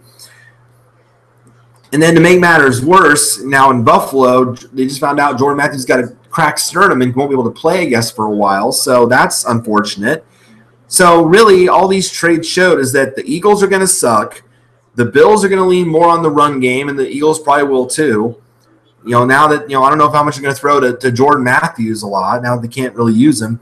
And the Rams now at least be somewhat entertaining to watch because they have a playmaker. So we'll see again eventually how this all plays out. But to me, the big winner in this trade is probably the Rams, and then the Bills second and the Eagles third. That's the way I really see it. And the big thing about week one that we learned in the preseason, the rookie class of quarterbacks is really, really good, like ridiculous good. You want to talk about hot shot debuts. Deshaun Watson of the Texans had a great debut, clearly outplayed Tom Savage. Even though the Texans lost to the Panthers, clearly outplayed Tom Savage. Mitch Trubisky of the Bears. Mike Glennon was in there for one series and threw a pick six on his second pass of the game to Chris Harris. Mitch Trubisky comes in and starts the game out 10 for 10 and leads the team to 2-3 touchdown drives.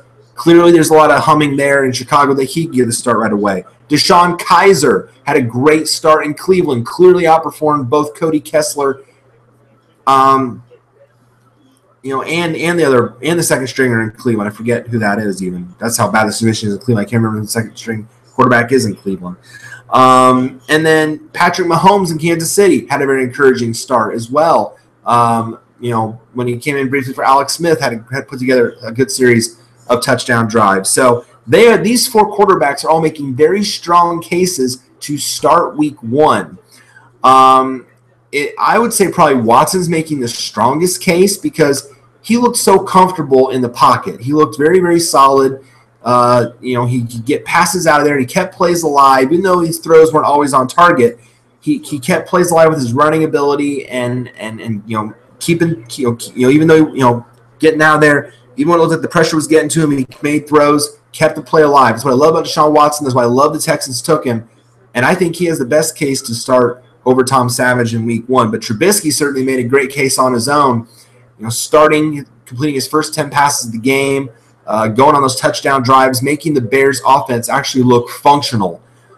So certainly that's creating a big debate. And of course, John Boss comes out and says, we're not going to change our depth chart after one preseason game. Well, you might after a few if Trubisky keeps doing what he's doing. So keep that in mind. Kaiser, I don't know. He certainly made a strong case, but again, it's Cleveland. You never know what to expect with the Cleveland Browns, so hard to say. Mahomes, I think, can wait patiently. I think he can wait because Alex Smith is a seasoned veteran. He runs that offense pretty well in Kansas City, so I think he is the one that really is the least likely to start week one because he can patiently wait behind Alex Smith. But certainly, it would not surprise me if Watson starts week one, if Trubisky starts week one, or maybe even Kaiser starts week one as well. So we're going to keep an eye on those three quarterbacks as the preseason goes along. As for the Colts, I think it's time to freak out. I mean, honestly, no one really knows when Andrew Luck's going to come back. No one knows. They can say all the right things. They can, and Jim Irsay even said it himself. Oh, he might play week one or he might not. I mean, nobody knows. That's just it. Nobody freaking knows when Andrew Luck's going to even throw again, when he's going to come back. Nobody knows. So to me, and clearly the Colts offense looked lost without him playing. It just Did not look good against Detroit. And you got a choice of Scott Tolzien, Stephen Morris, or the third string. I can't remember his name. It's not pretty. It's the Colts are going to struggle without Andrew Luck clearly, and they might not even be in contention for a playoff berth. That's how bad it's going to be. If they could be struggling to be in the bottom of the barrel with Jacksonville, as far as I'm concerned, because we know Tennessee and Houston are going to battle it out for the top spot in the AFC South. So it could be a very trying year for the Colts. Like I mentioned, for the next 5 years, it's going to be very trying for the Pacers. This alone could be a tough year for the Colts, depending on the health and the status of Andrew Luck. All right. I end with this, and believe me, this is a tough one to end on, but it's not exactly the happiest of endings, I know, but this is a story that needs to be put out there, needs to be talked about, needs to be discussed. And this is something else I'm very passionate about on Twitter because I tweet about this all the time. Whenever a story comes out on this, I always put it out there because I'm passionate about this, and you guys know I'm a passionate person, and I feel like this needs to be out there. A report came out, actually a judge handed this down, that Baylor now, the Baylor football program, the Baylor University, has to release the documents they haven't yet released from the investigation of their program, from the Pepper Hamilton investigation. They now must release them, which means Baylor can no longer hide the truth. It has to come out. Binding. Judge said so. It has to come out. I've said for years now that we need to know what happened. We need to know why Baylor allowed these lewd, vociferous, dirty, disgusting acts to occur on their campus by their football program, and clearly with the coaches knowing about it and doing nothing. Doing nothing to report it, doing nothing to justify it, doing nothing at all. Just letting it happen. And what did it result in? All it resulted in was people losing their jobs. That's it. What, the university president resigned, the AD resigned, but got another job. Art Briles, he resigned, but I think he got another job too. I mean, it is even Dave Bliss, the former disgraced Baylor basketball coach, who did the stupid cover-up with the murder of Patrick Dennehy, he got another job. This is disgusting. This is downright disgusting. And it freaking sickens me that Baylor still gets to play football. It absolutely is disgusting. For gosh sakes, Southern Methodist got the death penalty for paying players. So wait a minute. Again, and I've said this probably multiple times, and I hate to repeat myself, but I'm saying this again. So you're telling me that paying players to retain their amateur status is a more egregious activity in the NCAA's eyes than sexual assaults occurring to women by Baylor football players on their campus. You shut down SMU's program and crippled their program for years over paying the players. And what do you do to Baylor with lewd acts on a campus that has a religious belief system in place? They're so set in their way of being that they claim to be like this Christian university. What do they get? Firings, suspensions, maybe show causes, but nothing to cripple the program. Nothing. Baylor gets to play football. Baylor gets to play football next year, and the next, and the next, and then who knows how long. Baylor gets to play football. SMU didn't get to play football for a whole season. And their program wasn't relevant again for like 10 years, if not more. Didn't make a bowl game. Wasn't relevant again for years after that happened. Took them a long time to recover. Penn State, after the Sandusky scandal, those sanctions were crippling to that program. Maybe not as long as SMU, but for a couple years after that, Penn State was irrelevant. Penn State was nothing. Penn State was toward the bottom of the Big Ten because they lost scholarships.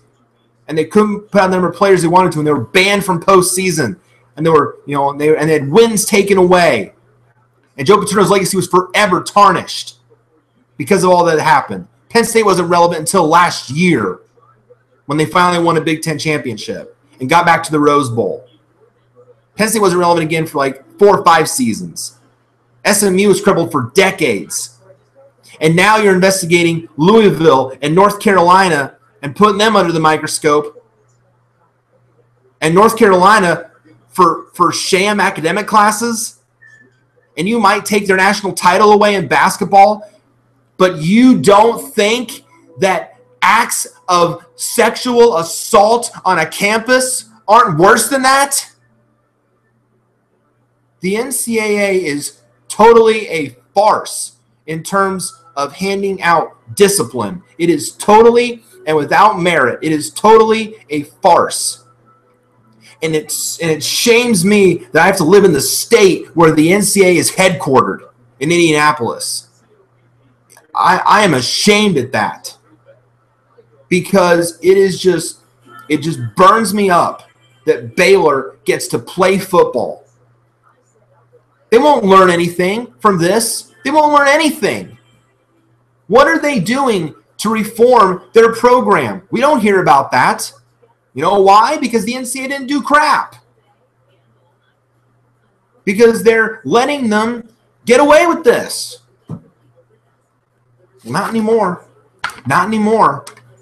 The truth is going to come out. The truth is going to come out, and we're going to actually see for ourselves all these acts that happen. Because how many lawsuits are filed against Baylor right now? There's at least, I think, 4 that I read. 4 Title IX lawsuits that are filed against Baylor right now from these women. And there were like, what, 50-plus assaults that occurred on that campus? 50 assaults, and you can't tell me that the NCAA can't do a thing about it to punish Baylor? Can't do a darn thing? It's horrible. It's horrible. It's deplorable. It's disgusting. And it's shameful.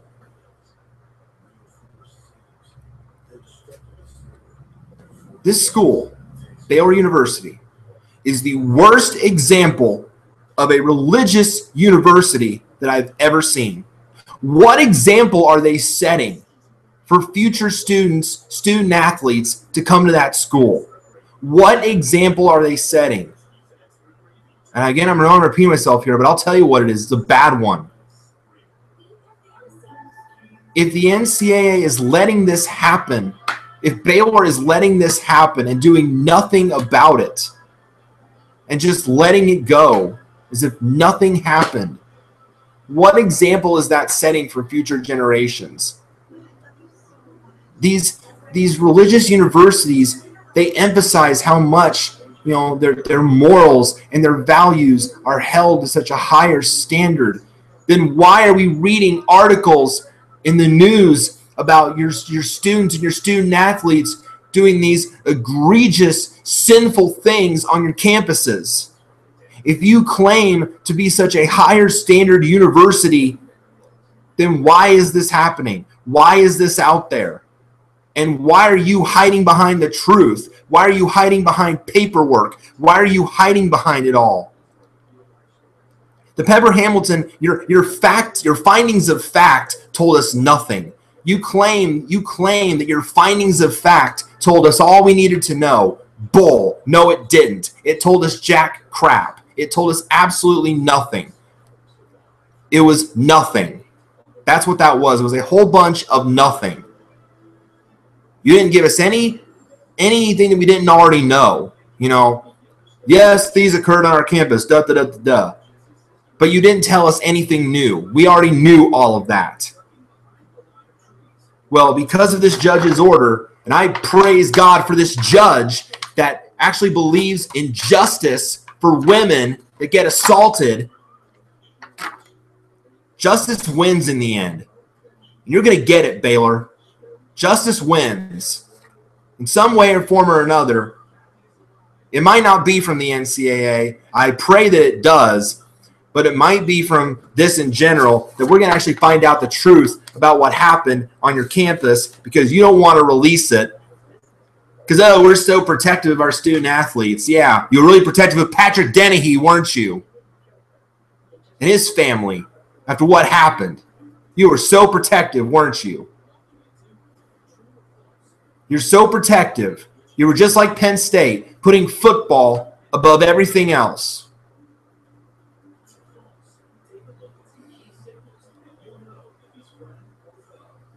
It's so disappointing. It's so disappointing. I have no respect for Baylor. None. I can't. I have no respect for them as a football program, as a university, as anything. I can't respect them in any way because they are clearly going against the values that they supposedly stand on. They're contradicting themselves. They're going against everything that they claim their university stands for. They're setting a horrible example for themselves, making their image look terrible, and for future generations. Would you really want to send your student to Baylor right now? I wouldn't. Would you really put your trust in this university? I wouldn't.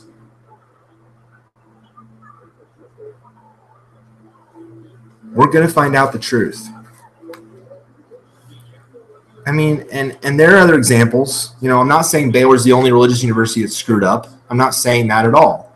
But it's the most egregious one I've seen since Southern Methodist. And again, all Southern Methodist did was pay the players. All they did was violate their amateur status. And yes, they were all knowingly and willingly knew about it and didn't do anything to stop it, didn't do anything about it because they didn't think they were, they didn't think, it was just, the NCAA won't find out. They won't know. We're not really violating any rules. They don't, they don't care. Well, they found out eventually they did something about it. Maybe back then the NCAA had more balls than they do now. I don't know. But, so Baylor isn't the only example of this, but lately they've been the most egregious.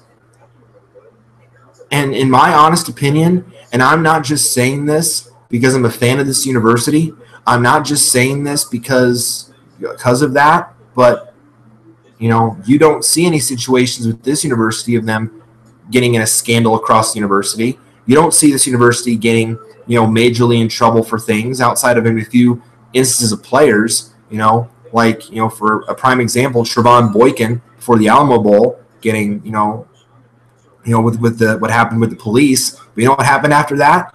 He was immediately suspended and he didn't play in the Alamo Bowl. Swift, definitive action. When there is a situation that happens as part of this university, when a player or an individual acts in a way that is not right with the university's values and morals and standards, you know what the university does? They take action based upon it. And you know what that university is?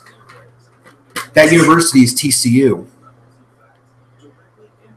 And, yes, I'm a diehard Horned Frog fan, and I always will be. But again, I'm not just saying this just because I'm a fan of this school, and I support them 100%. And not just because they're Baylor's rival either, although I take any opportunity I can to tease Baylor. This school, to me, you don't see TCU in the media mainly for negative circumstances. Outside of Trevon Boykin, you don't really see them getting in major, major trouble circumstances. You see positive stories coming out of TCU. You see, what a Christian university should be. Schools like TCU, schools like Grand Canyon University out in Arizona. You don't see any stories about kids, screwing up at Grand Canyon. You don't see that. You know why? Because that's a Christian school that is supposed to be how Christian schools should act, with its high moral values and upstanding students, upstanding citizens, an upstanding area. You don't hear about that. Liberty University is another great example. You don't, and like Holy Cross and these other schools, you don't hear about these circumstances, because they actually believe in the core values of what their schools stand for. They believe in what they stand for. They're proud to stand on their platform and say, yes, this is who we are. This is what we stand for. And we're not going to screw that up.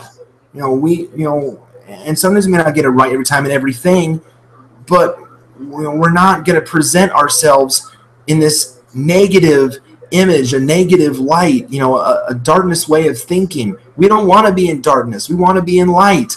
We want to be salt and light. We want to be, we want to be in the light. Yes, we're playing sports, we're playing events, we're playing football, we're doing all these different things, but that's not going to change who we are as people.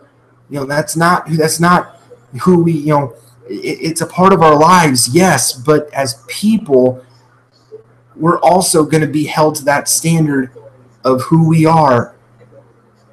And those schools do that. Those schools believe in their higher standards. Those schools are passionate. Those schools believe in what they stand for. So I don't know if Baylor is just two-faced, double-minded. I don't know if they just don't value what they stand for. I don't know if there's values are just bunk to them. I don't know if there's just bad people in power that don't live out what they're supposed to be doing at that university. But if I could say anything to Baylor, it's this. If you're going to be such a bad example for religious universities, if you're really going to be, if at any point in your lives, if at any point in your image, if you're willing to make it change, take an example from these other universities. Take an example from these schools that when something happens that doesn't line up with their values, they take swift, definitive, quick action about it, and they don't let that define them. They don't let that become them. They don't let that put them in a negative light that makes them into a poor example. Because right now, Baylor, all you're telling the NCAA and everybody is you're just kind of going, nah, or giving them the big middle finger because like you don't care. You don't care that these things occurred on your campus. You don't care what the NCAA does or doesn't do. You don't care about these women. That's really the message you're conveying. You don't care that it happened on your grounds without any provocation whatsoever. You don't care. You're giving off the no care attitude. And really, that's not the image that your university supposedly stands for. I thought I knew Baylor a lot better than that. But over these past couple of years, I don't anymore. I don't know who you are. You're clearly not the university that you claim to be. You're clearly not standing on the foundation you claim to be. You're well beneath that. You're so beneath it. You're in a whole nother level. You're in a whole nother zip code. You're in a whole nother country. You're in a whole nother. You're so out of it. You're so out of it, Baylor. I do pray though that you're willing to change. I do pray that you are open to change your image. I pray that you will become that school that is supposed to be on those higher standards. I hope that you return to that at some point. Because if you don't, if you continue to be in this state that you are in, you're not going to look good to anyone. Do you really feel good about yourselves? All those in position of power at Baylor, do you really feel good about your university right now? Do you really feel proud of where you're at? Do you go to sleep at night feeling good about yourself and the position that you're in at Baylor University? I hope not. I hope you have thoughts running through your mind that you either need to get out now while you still can. If you know for a fact the university is not going to change its image, then get out now while you can. Go somewhere else that lines up with the beliefs and values that you share. That if you went to Baylor thinking that they share the same values and morals as I do, and then find out later that I'm wrong, get out now. Go somewhere where your values and beliefs line up, and you know there aren't going to be these issues. And then go on with your life. Baylor, I can only hope that now the truth's going to come out there. There's no hiding you can do anymore. At this point, you might as well just man up, take your lumps, and admit we screwed up, we were wrong, it was horrible what we did, and the NCAA needs to do something. The NCAA can't just let this go. The NCAA has to take some kind of stand. They have to do something. If they don't, they just look as bad as Baylor does right now. They just look as bad. So I hope and pray that the NCAA and Baylor both, in the end, commit to doing the right things the right way. Take examples from the schools that you claim you want to be, that you claim you stand on their same values. Clearly right now you don't. Take examples from these schools that know how to live out the Christian way. Take examples from them. And maybe someday you will change your image. And maybe someday you'll be back in everyone's good graces again. But right now, clearly, you think that you playing football is a good thing right now? It's not. It just continues to be a big, ugly, black mark on you and the NCAA.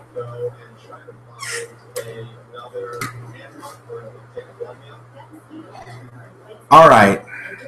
That's it for me. I know that's not exactly the best way to end the show, but I felt like I needed to vent there a little bit. This was a lot of venting in this episode. There was a lot of things to vent on and discuss, but a lot of things to just kind of get out there and talk about and share and again, you guys may agree or disagree with me on a lot of things, and that's okay. That's what debate is for, and I'm glad that I could put that out there. So thank you guys again very much for your views, for your subscribing, for tuning in. I appreciate that as always. The next episode of this show will probably be, I will target it for the end of August. Might get one more episode in the end of August. I want to at least do that, maybe the last week of August. If not, it will probably definitely be the first week of September. And again, by that time, we'll be pretty soon starting up the FFSR for sure as well, because week 1 will be coming up on September 10th in the NFL. So that'll be coming up around the corner here real soon.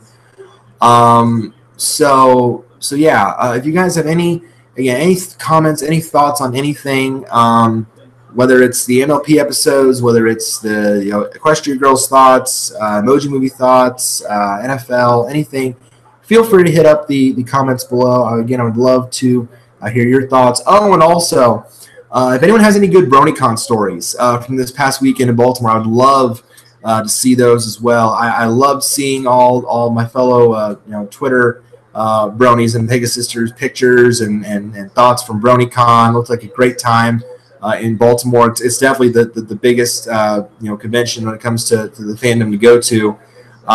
So that was certainly looked exciting. I'll definitely watch AC Race Best's vlogs when he puts those out very soon as well. So share your thoughts on those. We got any good BronyCon stories as well. So thank you guys again so much for watching. And sorry this went so long, but again, jam-packed show, a lot to discuss, and wanting to get it out there. So thank you guys so much again for tuning in, and we will see you next time on According to Spiky Dash, and I am out.